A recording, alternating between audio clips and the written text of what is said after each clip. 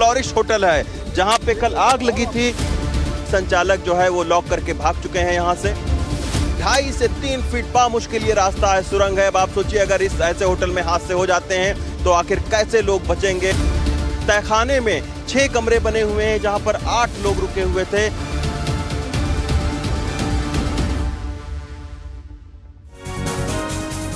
नमस्कार, दोपहर के 3 बज रहे हैं। 3 का तरकश देख रहे हैं आप। मैं हूं अदिति राजपूत। दिल्ली में हुए भीषण अग्निकांड के 31 घंटे बीत चुके हैं। मालवीय नगर के होटल में लगी आग भले ही बुझ गई हो, हादसे से जुड़े सवाल अभी भी धधक रहे हैं, जिनके जवाब मिलने बाकी हैं। एनडीटीवी ग्राउंड जीरो पर सबसे बड़ी पड़ताल कर रहा है। हम आपके सामने दिल्ली अग्निकांड के जिम्मेदार लोगों से जुड़ी बड़ी खबरें भी देंगे। हादसे से जुड़े 10 अहम खुलासे भी हम करेंगे और एनडीटीवी का सबसे बड़ा और अनोखा रियलिटी चेक भी हम आपको दिखाएंगे। पर उससे पहले 3 बजे की 5 बड़ी तस्वीरें हम आपको दिखा रहे हैं। एक तरफ जहां दिल्ली अग्निकांड में जांच तेज हो चुकी है, वहीं मुजफ्फरपुर के अस्पताल में के आईसीयू में हादसे की जांच भी अब तेज कर दी गई है। तो वहीं हैदराबाद के कमर्शियल कॉम्प्लेक्स में भीषण आग लगी। दिल्ली और जयपुर में 2 जर्जर इमारतों को जमींदोज किया गया है। तो एक के बाद एक अलग अलग तरह के मामले अग्निकांड से जुड़े, इमारत के गिरने से जुड़े सामने आ रहे हैं। तो हम आपको दिल्ली अग्निकांड के पीछे की हर बड़ी वजह अब बताने जा रहे हैं और इसी कड़ी में सबसे पहले अपनी सहयोगी तेजश्री पुरंदरे का रियलिटी चेक रिपोर्ट दिखाने जा रहे हैं, जिसमें वो बता रही हैं कि हादसे की आखिर वजह क्या रही है, वहां पर कितने और होटल अब भी मौजूद हैं जो हादसों को न्योता देते हुए नजर आ रहे हैं। एनडीटीवी इंडिया की टीम इस वक्त फ्लरिश इन के दूसरे प्रॉपर्टी के बेसमेंट में मौजूद है और दर्शकों, जो हमने यहाँ देखा वो वाकई हैरान कर देने वाला नज़ारा है। यहाँ पर बेसमेंट पे हम आपको तस्वीरें दिखाएंगे। पिछले फ्लरिश इन में तो जहाँ पर आग लगी वहाँ पर रेस्टोरेंट चल रहा था, लेकिन यहाँ पर एकदम ठीक तरीके से कमरे बने हुए हैं। जी हाँ, और एक एक करके हम आपको ये कमरे भी दिखाएंगे। मेरी दाहिनी और एक कमरा है, ये पूरा प्रॉपर डबल बेड है, जहाँ पर फ्रिज से लेकर टीवी से लेकर अलमीरा सारी चीज़ें हैं जैसे एक होटल में होती है। गीज़र भी का बाथरूम में लगा हुआ है। उसके बाद यहाँ पर हम दूसरे हम कमरे में चलेंगे। इस कमरे में भी आप देख सकते हैं कि यहाँ पर भी पूरी तरह से सब कुछ सामान्य तरह से चल रहा था जैसे एक होटल में चलता है। यानी सोचिए उसी फ्लरिश इन की एक प्रॉपर्टी जहां पर बेसमेंट में किस तरह से एक नहीं दो नहीं बल्कि 5 रूम बने हुए हैं, 5 से 6 डबल बेड के कमरे हैं, जहां पर इसी तरह से आप देख सकते हैं कि किस तरह से प्रॉपर्ली फंक्शनल था ये। यहां पर कुछ दवाइयां भी रखी हुई हैं, इस बात का सबूत है कि यहां पर कुछ जाहिर सी बात है पेशेंट जो है वो रहते होंगे। तो जहां पर एक तरफ एक प्रॉपर्टी पर इलीगल तरीके से, अवैध तरीके से रेस्टोरेंट चलाया जा रहा था, तो वहीं दूसरी और यहां पर बेसमेंट में एक होटल का पूरा फ्लोर बेसमेंट में चलाया जा रहा है। उधर चलिए राजवीर जी, किचन की जरा तस्वीरें हम दिखा देते हैं। ध्यान से किचन की तस्वीरें दिखाएंगे कि किचन में भी किस तरह से यहाँ पर फंक्शनल किचन है। ये देखिए गैस सिलेंडर है यहाँ पर ये गीजर नजर आ रहा है मुझे, और साथ ही साथ यहाँ पर ये है, ये गैस की नली भी नजर आ रही है। यानी कि यहाँ पर गैस भी था, सिलेंडर अभी यहाँ पर हटा दिया गया है। यानी कि इतनी सी जगह पर खाना बनता था, इतनी सी जगह पर गैस सिलेंडर, गीजर सब कुछ रखा हुआ था। पड़ोस में एक कमरा था। कोई घटना यहाँ पर होती है तो किसी तरह का कोई फायर एक्सटिंग्विशर नहीं है, किस तरह की कोई पानी की पाइपलाइन जो ऊपर वाटर स्प्रेज होते हैं वो नजर नहीं आ रहे हैं। दिखाइए यहाँ पर कि क्या यहाँ पर कोई फायर एक्सटिंग्विशर है। यहाँ पर किसी तरह का कोई फायर एक्सटिंग्विशर फिलहाल मुझे तो नजर नहीं आ रहा है।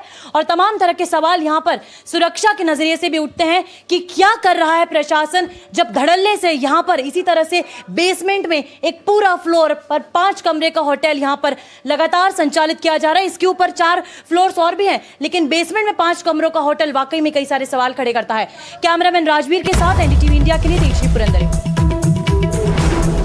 और इसी बीच दिल्ली अग्निकांड से जुड़ी बड़ी खबर सामने आ रही है। होटल मालिक लवकेश की कोर्ट में पेशी हुई है। पुलिस ने लवकेश की 4 दिनों की रिमांड यहां पर मांगी है। तो लवकेश वही व्यक्ति है जिसकी ये होटल है और एक नहीं 3 होटल है इस इलाके में लवकेश के। और अब पुलिस ने लवकेश की रिमांड मांगी है क्योंकि यहाँ पर कई और चीजें सामने आना बाकी है कि आखिर जिस होटल को 6 कमरों की सिर्फ इजाजत थी उसमें 22 से 25 कमरे कैसे बना दिए गए, किसने इजाजत दी, आखिर आग लगने के दौरान अगर कोई हादसा हो जाए तो उसका कोई इंतजाम क्यों नहीं था, इस होटल में कोई वैकल्पिक रास्ता क्यों नहीं था। ऐसे कई सवाल हैं जो दिल्ली पुलिस को अभी लवकेश से जानने हैं और इसीलिए यहाँ पर रिमांड मांगी गई है। हमारे सहयोगी मुकेश सिंह सेंगर हमारे साथ जुड़ गए हैं। मुकेश, लवकेश को पेश किया गया कोर्ट में, क्या कुछ कहा गया दिल्ली पुलिस की तरफ से? देखिए, बिल्कुल दिल्ली पुलिस ने लवकेश बजाज को कोर्ट में पेश कर दिया है और कोर्ट में पेश करने के बाद दिल्ली पुलिस ने कोर्ट में कहा है कि लवकेश बजाज की जो भूमिका है इस पूरे केस में उसको एस्टेब्लिश करना है। इस केस में जो बाकी आरोपी हैं उनको पकड़ना है। इसके साथ में जो होटल में आग इतनी तेज थी कि अभी तक फॉरेंसिक जांच जो है पूरी नहीं हो पाई है। फॉरेंसिक जांच करना है। ये जो होटल है इसके डॉक्यूमेंट्स रिकवर करने हैं। अभी पूरे होटल के पूरे डॉक्यूमेंट नहीं आ पाए हैं। तो इसको देखते हुए दिल्ली पुलिस ने लवकेश बजाज को कोर्ट में पेश करने के बाद उसकी 4 दिन की रिमांड मांगी है। हालांकि लवकेश बजाज के वकील ने कोर्ट में कहा है कि दिल्ली पुलिस ने आखिर लवकेश को गिरफ्तार क्यों किया है, इसके पीछे क्या रीजन है। अगर उनके स्टाफ से पूछताछ करनी है तो पुलिस वैसे भी कर सकती है। तो लवकेश के जो लॉयर हैं उन्होंने लवकेश की गिरफ्तारी का विरोध किया है, लेकिन दिल्ली पुलिस ने तमाम दलीलें कोर्ट में रखी हैं। इस हत्याकांड, इस पूरे मामले में जितनी मौतें हुई हैं उनके डिटेल, घायलों के डिटेल, ये भी पुलिस ने कोर्ट में रखे हैं। तो अभी दोनों पक्षों की ओर से बहस जारी है। पुलिस ने 4 दिन की रिमांड मांगी है। अब देखना होगा कि कोर्ट लवकेश को कितने दिनों की पुलिस रिमांड पर भेजता है, ये कुछ देर में तय हो जाएगा। फिलहाल कोर्ट में लगातार सुनवाई चल रही है और दोनों पक्षों की ओर से, चाहे बचाव पक्ष हो या अभियोजन पक्ष हो, दोनों पक्षों की तरफ से कोर्ट में तीखी बहस हो रही है। जी बिल्कुल, यहाँ पर मुकेश, लवकेश के ऊपर आरोप क्या क्या पुलिस की तरफ से लगाए गए हैं, कौन कौन सी धाराओं में मामला दर्ज किया गया है और 2 लोग और जुड़े हुए थे इसी होटल से, उनको लेकर भी पुलिस की कोई जांच आगे बढ़ पाई है? देखिए, जो सबसे बड़ा एलिगेशन है वो है गैर इरादतन हत्या का, जिसके तहत पुलिस ने मामला दर्ज किया है। क्योंकि पुलिस का कहना यह है कि 2022 में ये जो होटल है वो शुरू किया गया था और जो उसके लिए लाइसेंस लिया गया था वो ब्रेड एंड ब्रेकफास्ट जो स्कीम होती है, जिसमें 6 कमरे आप बना सकते हैं किसी भी स्पेस में और वहाँ पर आप एक गेस्ट हाउस चला सकते हैं 6 लोगों के रुकने के लिए। लाइसेंस तो टूरिज्म डिपार्टमेंट से इसका लिया गया था, लेकिन बाद में लवकेश बजाज ने एक पूरा होटल तैयार कर दिया जिसमें 25 कमरे थे और तमाम जो नियम शर्तें होती हैं कॉमर्शियल होटल चलाने की, उन तमाम नियम शर्तों को दरकिनार करके एक तरह से अपने होटल को डैश चैम्बर में तब्दील कर दिया था, जहां पर आग लगने के बाद लोगों को निकलने का मौका नहीं मिला। हालांकि अभी कुछ देर पहले दिल्ली पुलिस के सूत्रों से मालूम चला है कि लवकेश बजाज ने 2022 में ही होटल खोलने के लिए दिल्ली पुलिस के लाइसेंसिंग डिपार्टमेंट में अप्लाई किया था, लेकिन तब दिल्ली पुलिस ने उसको लाइसेंस नहीं दिया था। हालांकि अब 2025 के बाद से जो दिल्ली सरकार है वही लाइसेंस देती है, दिल्ली पुलिस के पास लाइसेंस देने की पावर नहीं है। लेकिन 2022 में लवकेश बजाज ने होटल के लाइसेंस के लिए अप्लाई किया था, जो कि उसको दिया नहीं गया था।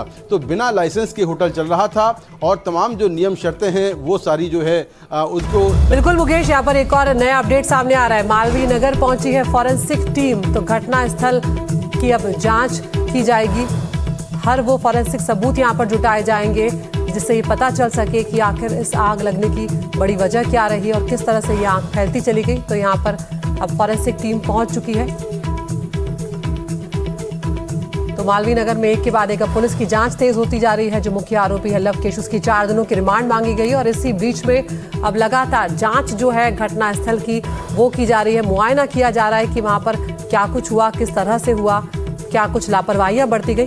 और फॉरेंसिक टीम मुकेश अब यहाँ पर घटना स्थल पर पहुंची है, क्या अपडेट मिल रहा है? देखिए, बड़ी खबर ये आ रही है कि साकेत कोर्ट ने लवकेश बजाज को 4 दिन की पुलिस रिमांड पर भेज दिया है। यानी कि जो दिल्ली पुलिस ने अपना पक्ष कोर्ट में रखा था उस सारी बातों को कोर्ट ने माना है और ये माना है कि मामला बहुत गंभीर है। लवकेश बजाज को 4 दिन की पुलिस रिमांड पर भेज दिया है।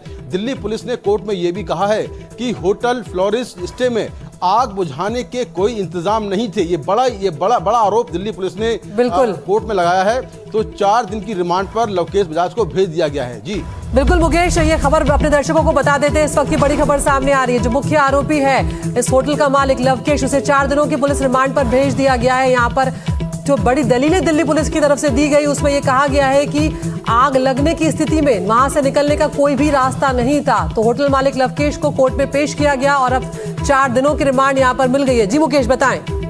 देखिए, बिल्कुल दिल्ली पुलिस ने कोर्ट में कहा कि होटल में एक ही एंट्री और एक ही एग्जिट पॉइंट था। जो छत से निकलने का रास्ता था उसको बंद कर दिया गया था, वहां से लोग नहीं निकल पाए और ऐसे में लोग होटल के अंदर फंस के रह गए। अधिकतर लोगों की मौत दम घुटने से हुई। तो ये जानबूझकर ऐसी लापरवाही थी जिसमें होटल को डैश चैम्बर के रूप में तब्दील कर दिया गया। कोर्ट ने दिल्ली पुलिस की तमाम दलीलों को मानते हुए लवकेश बजाज को 4 दिन की पुलिस रिमांड पर भेज दिया है। अब अगले 4 दिनों में दिल्ली पुलिस इस बात की जांच करेगी कि आखिर जो लवकेश बजाज है उसने किस तरह से तमाम नियमों को ताक पर रखकर ये जो होटल है, केवल एक होटल नहीं है, उसके 3 होटल हैं, किस तरह से ये होटल तैयार किए, इसमें किन किन लोगों की सांठगांठ थी और इसके जो डॉक्यूमेंट्स हैं होटल के, वो सारे डॉक्यूमेंट्स भी पुलिस को रिकवर करने हैं। इसके अलावा इस केस में जो और आरोपी हैं, चाहे वो होटल का मैनेजर हो या जो होटल का काम देख रहा था, उनको भी पुलिस को गिरफ्तार करना है, क्योंकि ये मामला केवल एक आदमी से जुड़ा हुआ नहीं है, इसमें कई और लोग इन्वॉल्व हैं, खासतौर से सिविक एजेंसियों के लोग। तो उसको लेकर भी दिल्ली पुलिस जांच कर रही है और इस मामले में दिल्ली पुलिस ने जो 3 डिपार्टमेंट हैं, जिसमें डीएम है, बीएसईएस है और साथ में जो एक और डिपार्टमेंट है, उसको पत्र लिखकर इस मामले से जुड़ी पूरी जानकारी मांगी है। जी शुक्रिया मुकेश इस तमाम जानकारी के लिए। तो दिल्ली अग्निकांड का जो मुख्य आरोपी है होटल मालिक, जिसको 4 दिनों की पुलिस रिमांड अब यहाँ पर मिल गई है, और चश्मदीद जो वहाँ पर मौजूद थे जिस वक्त ये पूरा अग्निकांड हुआ, वहाँ पर लोगों को निकाला गया, उन्होंने क्या कुछ कहा है वो भी आपको सुनवाते हैं। कल जब आप गए वहाँ पर तो अब किस तरह से जो गेस्ट थे वहाँ पर वो किस कंडीशन में थे? कोई यस मैम, अंदर का मंजर जो था वो बहुत खौफनाक था। जब हम अंदर घुसे तो हमने देखा बेसमेंट से ही हमने अंदर घुसे, हम fire fighting and Delhi police के साथ। जैसे ही हम अंदर घुसे तो एक 25 ईयर ओल्ड लड़की थी जो रिसेप्शन के पास पूरी जल चुकी थी, जिसके दोनों हाथ और पैर अकड़े हुए थे, जिसको सबसे पहले हमने बाहर निकाला, वो ब्रॉड डेड थी। उसके बाद आगे गए, एक पेशेंट के पास ऐसी हाँ गड़ी हुई थी रिसेप्शन के पास, 25 ईयर ओल्ड होगी लगभग उसकी एज, वो अकड़ी हुई थी प्रॉपर। और जब हम उससे आगे बढ़े तो एक व्हील चेयर पे शायद वो पेशेंट ही था, वो पूरा जल चुका था व्हील चेयर पे बैठा हुआ, और फिर उसके वो भी डेड था। फिर उसके आगे गए तो वहाँ पे 3 पेशेंट थे, तीनों फॉरनर्स थे, वो अनकॉन्शियस थे। तो हमने वहाँ पे CPR दिया। मैं खुद एक हेल्थ केयर वर्कर हूँ, मैक्स हॉस्पिटल में काम करता हूँ। तो हमने बाहर निकाला, इसने मेरे सपोर्ट किया जैसे जैसे मैंने इनको बताया किया। और ऊपर गए तो ऊपर सीढ़ियों पे पूरा जला पड़ा है। कौन से फ्लोर तक गए? हम पूरे फ्लोर पे गए, नीचे से ऊपर तक, बेसमेंट से 5th फ्लोर तक लोग इसी तरह से? हाँ मैम, नीचे थे थोड़े ज्यादा, 3rd फ्लोर तक थे। Basement, ground floor, 1st floor, 2nd floor, 3rd floor तक लोग थे। और बेसमेंट में किस तरह से हालात? बेसमेंट में बहुत बुरे हालात थे, आग बेसमेंट। और सबसे पहले जब बेसमेंट में ही घुसे थे, सबसे पहले एक्सेस वहीं का मिल पाया था, जिसको जो शटर बंद था, जिसको कटर से कट करके और अंदर गए थे, क्योंकि एक्सेस वहीं का मिल पाया था, क्योंकि ग्राउंड फ्लोर पे आग थी। तो सबसे फायर फाइटर वहीं पर बुझाने के बाद वहीं पर गए थे, तो वहाँ कम से कम 7 से 8 लोग मिले थे जो जल चुके थे। और अब सीधा हम मौके पर लिए चलेंगे आपको, जहां पर हमारे सहयोगी ताबिश हुसैन मौजूद है। ताबिश, 4 दिनों की पुलिस की रिमांड मिल गई है यहाँ पर होटल के मालिक लवकेश को। बिल्कुल अदिति, देखिए 4 दिन की रिमांड में बहुत सारे ऐसे सवाल होंगे जो पुलिस यहाँ पर जानना चाहेगी। ये पीछे वो इमारत है जहाँ पर यह अग्निकांड हुआ था और 31 घंटे बीत चुके हैं और इन 31 घंटों में जो बातें अब तक हमें पता चली हैं वो बहुत हैरान करने वाली हैं। इस इमारत के अंदर कितने नियमों की अनदेखी की गई थी, इसका अंदाज़ा आप इस बात से लगाइए कि 6 मंजिल की 6 कमरों की इजाज़त पर 25 कमरे बनाए गए थे। ऊपर जो जाने का रास्ता था वो लॉक था, यहाँ पर सिलेंडर जो है वो पाए गए थे। अब फॉरेंसिक टीम थोड़ी देर पहले यहाँ पर आई है और उसने यहाँ पर फिर से साक्ष्य यहाँ पर जुटाए हैं और वो साक्ष्य यहाँ पर काम आएंगे इस बात के लिए कि आखिर वो क्या क्या लापरवाहियां थी जिन्होंने 21 लोगों की जान इस जगह पर ले ली है। ये जगह जो अब तहस नहस आपको नजर आ रही है, अभी हालांकि बारिश हो रही है यहाँ पर, तो थोड़ा आपको यहाँ पर ये इलाका गीला लग रहा होगा। शायद अगर कल ये बारिश हो गई होती तो थोड़ा बहुत कम यहाँ पर तबाही मची होती, लेकिन निश्चित तौर पर जो कुछ हुआ है उसमें बहुत बड़े सवाल हैं जो इस व्यक्ति से यहाँ पर पूछे जाने हैं, क्योंकि सिर्फ एक ही होटल नहीं है, इस होटल के अलावा 2 और ऐसे होटल हैं जो ये ओन करता था। और उसके बाद जो बातें सामने आई हैं, ये देश छोड़कर भागने की फिराक में था, किसी और के नाम पर लाइसेंस ले रखा था, तमाम ऐसी चीजें हैं जो बहुत यहाँ पर गंभीर सवाल खड़े करती हैं कि आखिर ये सब कैसे यहाँ पर चल रहा था, क्यों नियमों की अनदेखी होती रही, किसी की नजर इस पर नहीं गई और इन तमाम चीजों को नजरअंदाज करते रहे ये लोग। रंजना भी मेरे साथ हैं। रंजना कल यहाँ पर ग्राउंड जीरो पर मौजूद थी, उन्होंने उस वक्त ये चीजें देखी हैं जब ये सब यहाँ पर हो रहा था।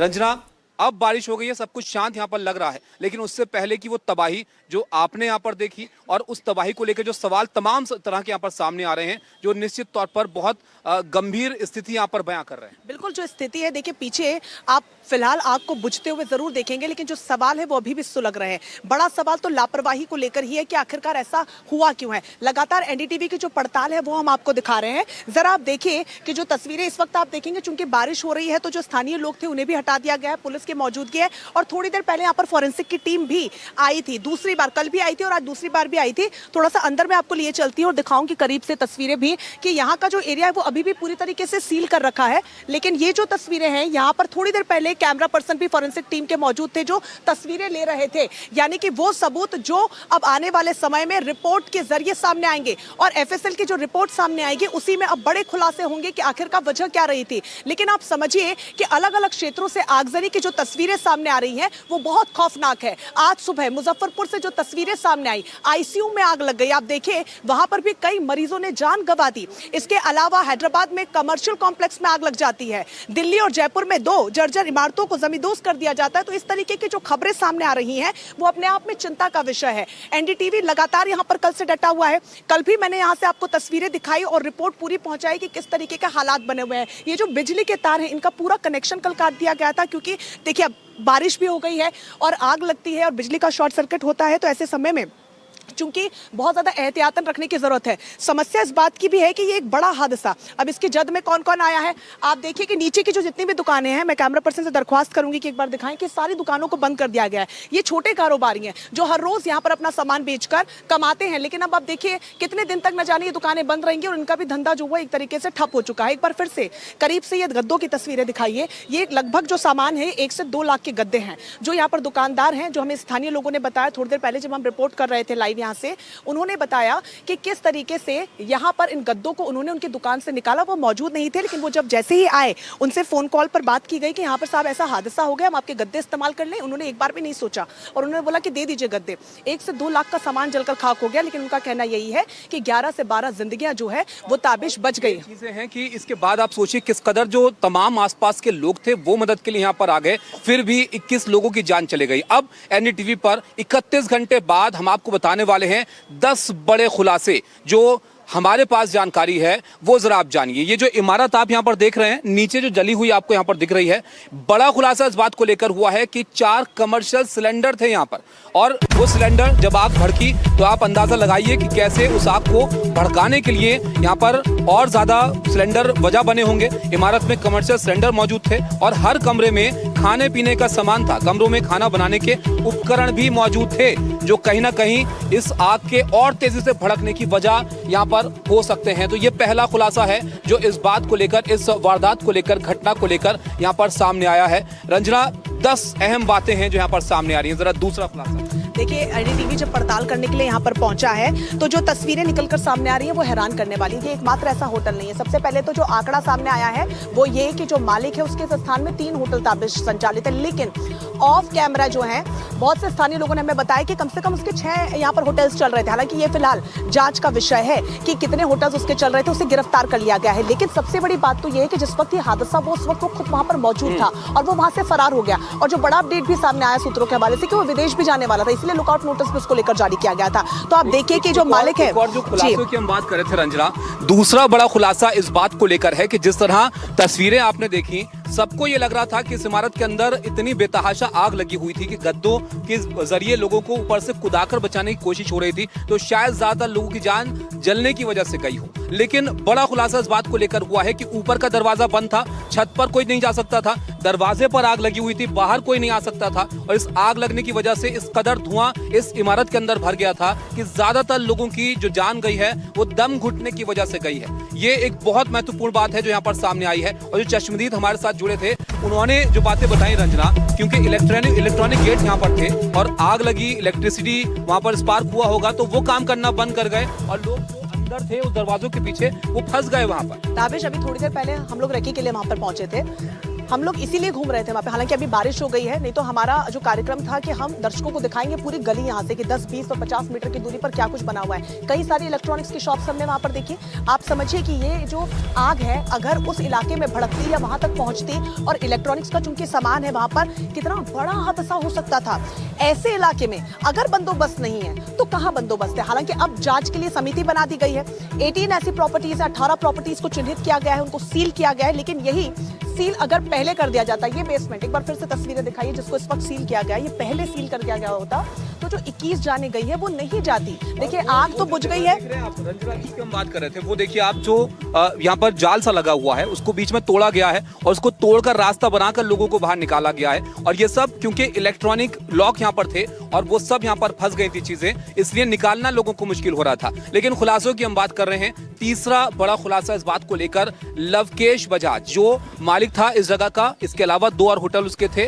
इस घटना के बाद वो मौजूद था, उसने देखा लेकिन यहाँ से चला गया। और जो जानकारी निकल कर आ रही है वो इस घटना के बाद देश छोड़कर भागने की फिराक में था। पुलिस ने लुकआउट नोटिस किया, पकड़ा गया, 4 दिन की रिमांड पर है और महत्वपूर्ण सवाल उससे पूछने हैं। ये महत्वपूर्ण खुलासे हैं जो हम यहाँ पर एनडीटीवी पर आपके सामने कर रहे हैं, क्योंकि 31 घंटे रंजना बीत चुके हैं और इन सब 31 घंटों के बीच में बहुत सारी ऐसी जानकारियां निकल कर आई हैं जो बहुत हैरान कर रही हैं कि सिर्फ ये बात नहीं थी कि यहाँ पर नियमों की अनदेखी हो रही थी, वो सब खुलेआम यहाँ पर हो रहा था।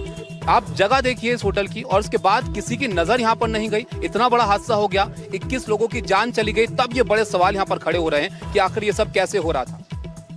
बिल्कुल, और जो तस्वीरें सामने आ रही हैं और जिसका जिक्र हम कह रहे हैं कि मई में ही जो BNB यानी ब्रेड एंड ब्रेकफास्ट स्कीम का एक ड्राफ्ट तैयार किया गया था, उसमें लोगों को थोड़ी और सहूलियत मिले उसको लेकर जो कागजाती कार्रवाई होती है उससे कम किया गया और ये भी निर्धारित किया गया कि 7 दिनों के अंदर ही लाइसेंस मिल जाएगा। लेकिन शॉर्टकट काम के चलते आप देखिए कि लोगों को जीवन भर की समस्या हो गई है। गुड़गांव का एक परिवार जिसके 8 सदस्य जो अपने पिता को देखने के लिए यहाँ पर आए थे कि जल्द पिताजी ठीक होंगे, उन्हें घर ले जाएंगे, उन्हें क्या पता था कि वो खुद आएंगे और कभी नहीं लौट पाएंगे। तो ये तो समस्या है यहाँ पर परिस्थितियों की। हालांकि जांच भी अभी हो रही है, लेकिन हादसे थमने का नाम नहीं लेते, क्योंकि राजधानी दिल्ली में इस तरीके के और कितने लाक्षागृह बनेंगे, लगातार एनडीटीवी इसका सवाल खड़ा कर रहा है। बड़ी कवरेज लगातार इस बड़ी खबर पर हम बने हुए हैं। ताबिशा ग्राउंड जीरो से एनडीटीवी पल पल की अपडेट आपको देगा। एक छोटे से ब्रेक के लिए रुक रहे हैं, फौरन हाजिर होंगे। 10 खुलासे आपको बताने हैं, आप कहीं मत जाएगा। कुछ और बड़े खुलासे हैं जो ब्रेक के उस पार हम आपको बताएंगे। जल्द लौटते हैं।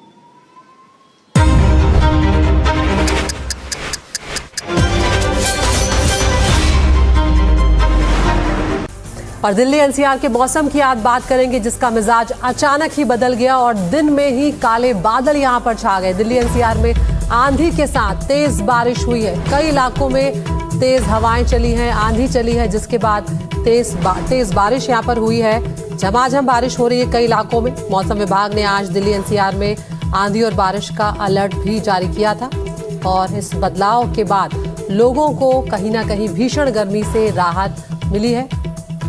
दिल्ली एनसीआर में जो बारिश हुई है उसके बाद तापमान में भी गिरावट दर्ज की गई है। तो कई इलाकों में तेज आंधी चली है, धूल भरी आंधी पहले चली और उसके बाद तेज बारिश हुई। अलग अलग तस्वीरें यहां पर आपको दिखा रहे हैं और हमारे साथ हमारे 3 सहयोगी इस वक्त जुड़ रहे हैं। हमारे साथ अकील जमील जुड़ रहे हैं जो गाजियाबाद में है, दिल्ली से ताबिश, और दिल्ली से ही अश्विनी भी जुड़ रहे हैं। अश्विनी, सबसे पहले आपके पास आऊंगी, दिखाएं क्या कुछ स्थिति और तापमान में गिरावट से अब कुछ ना कुछ राहत जरूर मिली है अश्विनी यहाँ पर। जी हाँ, ज़रूर। जो गर्मी पिछले कुछ दिनों से पड़ रही थी उसमें राहत मिली है और आज ही केरल में मानसून ने दस्तक दी थी और वो दस्तक केरल में दी, उसके साथ साथ दिल्ली और एनसीआर के इलाकों में भी काफ़ी तेज़ ज़ोरदार बारिश हुई है और तेज़ हवाएं भी चली हैं। इस वक्त मैं साकेत पे हूँ, आपको अगर दिखाऊँ तो बहुत ज़्यादा पानी तो नहीं, लेकिन सड़कों पर अगर आपको देखेंगे तो पानी दिख जाएगा। यानी कि जो थोड़ी ही बारिश हुई लेकिन तेज़ बारिश हुई, उसकी वजह से आपको सड़कों के किनारों पर पानी दिखेगा। हालांकि राहत कहीं ना कहीं बहुत लोगों के लिए है, क्योंकि हवाएं जितनी तेज चली हैं और जिस तरीके से बारिश हुई है उसकी जो गर्मी थी, जो 43 डिग्री टेम्परेचर पहुंच गया था गर्मी, उससे एक राहत मिली है। और हम इस वक्त साकेत में आपको दिखा रहे हैं माहौल में कहीं ना कहीं फ़ायदा हुआ है, क्योंकि केरल में जो है मानसून ने आज दस्तक दी थी। उम्मीद ये जताई जा रही थी कि 2-3 दिनों में और नॉर्मली होता है कि जब केरल में मानसून आता है तो उससे जब दिल्ली तक आता है तो एक दो दिन का चक्र लगता है, लेकिन आज केरल के साथ ही से मानसून विभाग ने भी कहा था कि आज केरल में जब दस्तक दे देगा मानसून तो आने वाले दिनों में उत्तर भारत के जितने भी प्रदेश है वहाँ पर भी इसका फ़ायदा होगा और जो मौसम में जो टेम्परेचर उसमें ज़रूर गिरावट आएगी। लेकिन आज अचानक से जो मौसम बदला है उससे दिल्ली और NCR के इलाकों में तेज़ बारिश हुई, थोड़ी समय के लिए बारिश हुई थी, लेकिन तेज हवाएं और तेज बारिश के कारण लोगों को राहत मिलती हुई नजर आ रही है। और तमाम जो लोग सड़कों पे इतना पानी नहीं भरा है, लेकिन कहीं ना कहीं सड़कें गीली हैं। आपको सड़कों किनारे भी थोड़ा बहुत पानी दिख जाएगा और जो दिखाता है, जो दर्शाता है कि जो थोड़ी ही बारिश हुई लेकिन काफ़ी अच्छी बारिश हुई, तेज़ बारिश हुई और उसका कहीं ना कहीं फ़ायदा लोगों को पड़ रहा है कि जो टेम्परेचर अचानक से काफ़ी कम हो गया है। बिल्कुल अश्विनी, अब एक बार अकील जमील के पास भी चलेंगे। अकील, गाजियाबाद की तस्वीरें भी दिखाएं, वहां पर भी लोगों ने राहत ली होगी इस भीषण गर्मी से। जी हाँ बिल्कुल, अगर आप देखें तो इस वक्त हम मौजूद हैं दिल्ली मेरठ एक्सप्रेस वे पे और मेरे ठीक पीछे का आप मंजर देख सकते हैं। ये एक्सप्रेस वे जो है वो मेरठ की तरफ जाता है। अगर मेरे बाएं तरफ देखें ये सड़क गई है वो दिल्ली की तरफ गई है और ठीक सामने की तरफ जो सड़क गई है वो सीधा मेरठ से होते हुए हापुड़ होते हुए लखनऊ की तरफ जाती है। लेकिन अभी इस वक्त आप देख रहे हैं कि ट्रैफिक की जो रफ्तार है वो काफ़ी नॉर्मल है। धीरे धीरे जैसे जैसे ऑफिस से लोगों के निकलने की रफ्तार बढ़ेगी, लोग अपने घर की तरफ शाम में जाना शुरू करेंगे 5 बजे, तो यहाँ पर ट्रैफिक जो है वो बढ़ता चला जाएगा। लेकिन अगर आप देखिए टेम्परेचर के कम होने से, आंधी आने से, उसके बाद जो बारिश हुई है उससे माहौल जो है बिल्कुल काफ़ी बदल गया है। आसपास देखें यहाँ पर बच्चे हैं, बच्चे जो है इस मौसम का, बारिश के मौसम का किस तरीके से आनंद उठा रहे हैं। देखिए यहाँ पर ये थोड़ी सी बारिश हुई है और दिल्ली का ये हाल है कि ये मैं किसी सड़क पे नहीं हूँ, मैं किसी फ्लाईओवर पे खड़ा हूँ और फ्लाईओवर पे देखिए आप किस तरीके से पानी जो है वो जाम हो गया है। और ये देखिए बच्चे जो हैं यहाँ पर इस पानी में जो है आनंदमय हो रहे हैं और इन्जॉय कर रहे हैं इस चीज़ को। आप देखें आसपास और पीछे देखें, अगर आप पीछे जो वातावरण है काफ़ी समांतर रूप से अगर आप देखें तो आमतौर पे इस तरीके का मौसम जो है पिछले हफ्ते 10 दिनों से दिल्ली में देखने को नहीं मिल रहा था। इस वक्त भी अगर आप देखें तो बदली जो है वो अभी भी छाई हुई है और ऐसा लग रहा है, ऐसा अनुमान है कि बारिश जो है जो रिमझिम अभी बारिश हो रही है शायद हो सकता है वो आने वाले वक्त में तकरीबन 15 से 20 मिनट के दौरान जो है वो फिर से एक बार तेज़ हो जाए। तो आधे घंटे के अंदर की बारिश में आप देखें तो ये हाल हो चुका है और ट्रैफिक जो है वो धीरे धीरे वो बढ़ता हुआ दिख रहा है और थोड़ी देर में ऐसा होगा कि यहाँ पर इस दिल्ली मेरठ एक्सप्रेसवे पे जो है वो लगातार जो है वो जाम लगना शुरू हो जाएगा। कुछ लोग भी हैं यहाँ पर, उनसे ज़रा बात करने की कोशिश करते हैं। अच्छा मुझे ये बताइए कहाँ से आ रहे हैं आप? सर मैं आ रहा हूँ कालंदी गुंज से। इतना पानी, इतना जाम, हर जगह रोडों पे बहुत प्रेशर हो रहा है। सुकून मिला, राहत मिला, बारिश हुई है? सर राहत तो है गर्मी को देखते हुए। गर्मी तो ठीक मीडियम थी, लेकिन इतना रास्ता खराब, पेड़ टूटने की वजह से बहुत दिक्कत हो गई आम लोगों को। वैसे गर्मी से राहत है, गर्मी से राहत है ना। अच्छा मुझे बताइए, एक और मुसाफिर है यहाँ पर, उनसे भी ज़रा जानने की कोशिश करते हैं। कहाँ से आ रहे हैं, कहाँ मंजिल है आपकी? मेरी मंजिल भाई खिचड़ीपुर है यहाँ पे। अभी मैं अपने ITI में था, वहाँ पे ही था अभी तक जब तूफान आया। लेकिन अच्छा लग रहा है, बारिश आई है तो गर्मी राहत महसूस हुई है। एक और बाइक सवार भी हैं, उनसे ज़रा बात करने की कोशिश करते हैं। क्या नाम है आपका? मेरा नाम है संदीप जायसवाल। कहाँ जा रहे हैं? मैं अभी नोएडा से अपने घर जा रहा हूँ। बहुत सब्र कर लेते, बारिश रुक जाती फिर निकलते?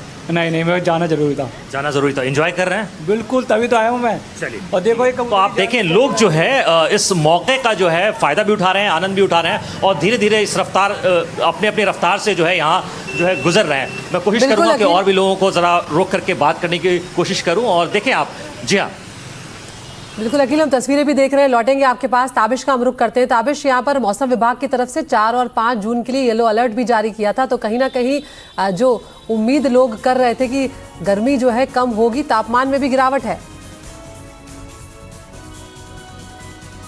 बिल्कुल अदिति, और ये शायद बहुत ज़रूरी भी था क्योंकि हम यहाँ पर मालवीय नगर में मौजूद हूँ इस वक्त दिल्ली के, और हम रिपोर्ट कर रहे हैं सुबह से ही शदीद गर्मी थी यहाँ पर 1 घंटे पहले तक का। लेकिन करीब 2:30 बजे के आसपास बहुत तेज़ रफ्तार बारिश हुई और एकदम से मौसम का मिजाज बदल गया। और उस आधे घंटे की बारिश में आप देखिए ज़रा, सड़कों पर थोड़ा बहुत पानी यहाँ पर ज़रूर है क्योंकि वो बारिश हुई और थोड़ी देर में रुक भी गई, तो शायद बहुत जगह पर आपको जल जमाव इस तरह का ना दिखे। लेकिन हाँ, जहाँ पर सड़कें टूटी हैं, गलियाँ हैं, वहाँ पर ज़रूर पानी थोड़ा जमा हो गया है।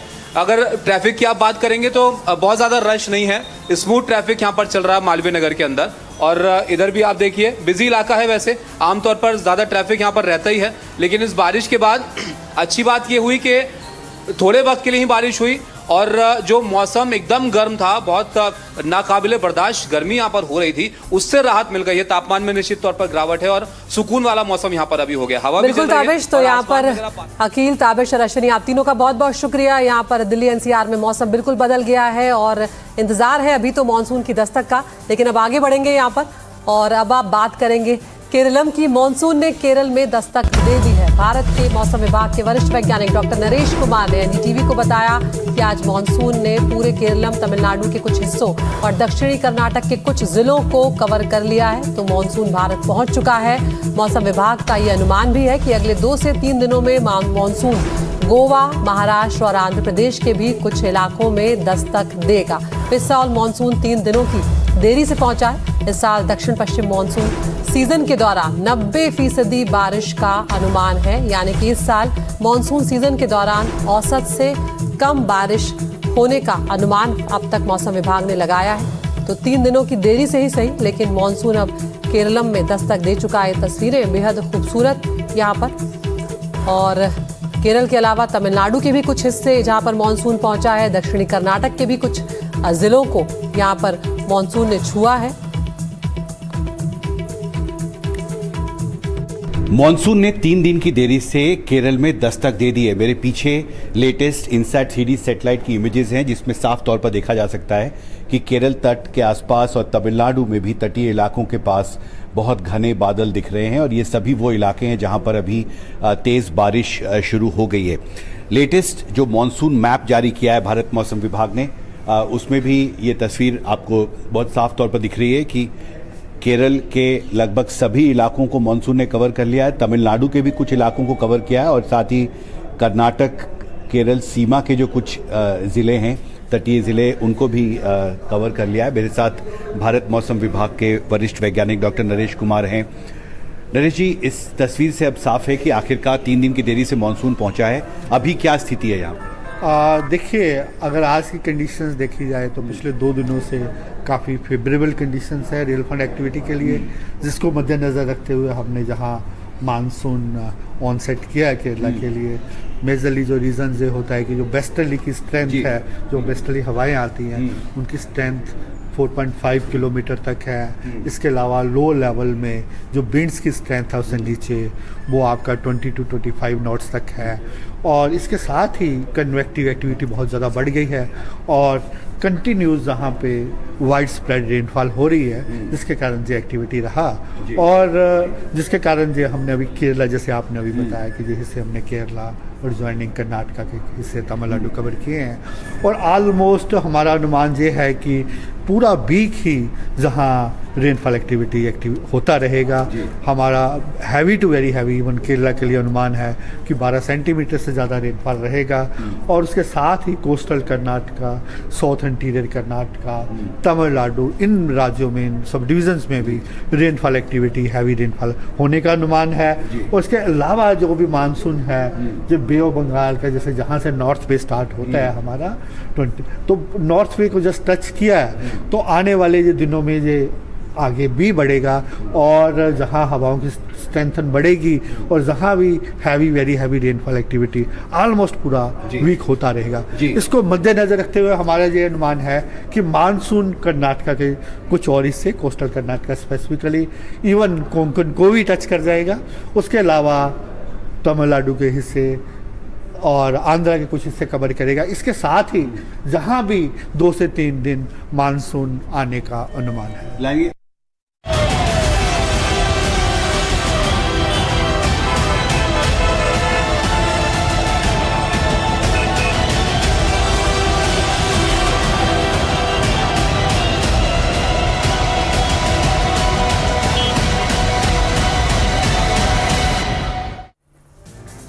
और खबर हैदराबाद से, जहां पर कमर्शियल कॉम्प्लेक्स में भीषण आग लगी और ऐसी तस्वीरें अग्निकांड की सामने आई हैं जो दिल दहला देने वाली हैं। आग पर काबू पाने में फायर ब्रिगेड की टीम जुटी हुई है। तो दिल्ली के बाद हैदराबाद से भी भीषण अग्निकांड की तस्वीरें सामने आई, जहां पर एक कमर्शियल बिल्डिंग आग की चपेट में आ गई।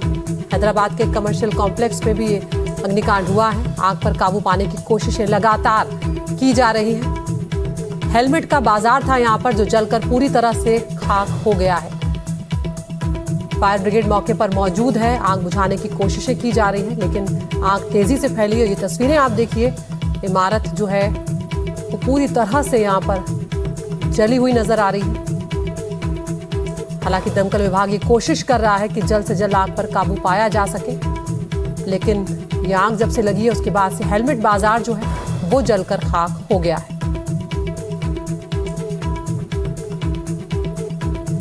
तो हैदराबाद में भीषण अग्निकांड, एक कमर्शियल बिल्डिंग यहां पर आग की चपेट में आ गई है। क्या वजह रही आग की, अभी ये सामने आना बाकी है, लेकिन ये उस वक्त की तस्वीरें आप देखिए जब आग लगी थी। आग की ऊंची ऊंची लपटें नजर आ रही थी और इस इमारत की जो दोनों मंजिलें हैं वो भी आग की चपेट में आ गई थी। आशीष हमारे सहयोगी हमारे साथ जुड़ गए हैं। आशीष, क्या स्थिति है अभी वहां पर आग की और आग कैसे लगी, कोई जानकारी सामने आ पाई है?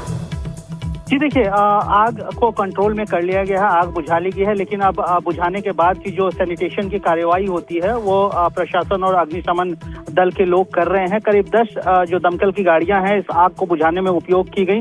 चूंकि ये भीड़ भाड़ वाला और रिहायशी और साथ साथ व्यावसायिक इलाका है, काफी भीड़ भाड़ वाला इलाका हैदराबाद का माना जाता है, आमीरपेट, उस इलाके में ये आग लगी थी। तो तुरंत प्रशासन और फायर ब्रिगेड का अमला हरकत में आया, तुरंत गाड़ियां पहुंची। पहले 4 गाड़ियां भेजी गई आग को बुझाने के लिए, क्योंकि आग की तीव्रता ज्यादा थी तो 10 गाड़ियों को आग बुझाने में लगाया गया। आला अधिकारी भी प्रशासन के, हैदराबाद सिटी पुलिस के अलावा फायर सेफ्टी के भी आला अधिकारी पहुंचे और काफी मशक्कत के बाद, करीब 2 से ढाई घंटे की मशक्कत के बाद आग को पहले काबू में किया गया और अब आग को बुझा लिया गया है।